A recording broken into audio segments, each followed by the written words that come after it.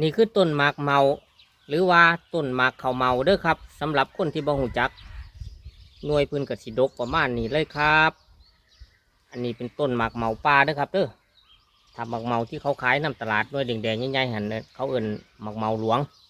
หรือว่ามะเมาหลวงอันนี้ภาษากลางก็เอิ่นว่ามะเมาภาษาอีสานบ้านเฮาก็เอิ่นหมากเมาหรือว่าหมากข้าวเมาครับผมอันนี้เป็นต้นอยู่ข้างบ้านบ้าวกึมครับดกคักขนาดเลยเมื่อท่านสุกครับถ้าเป็นสุกเดี๋ยวบ้าวกึมสิพาเอาไปตำกินแซ่บๆด้วยครับเด้อเอาไปกินกับแจ่วกับแซ่บครับหมักเมาปลาดกคักอีดีปีนี้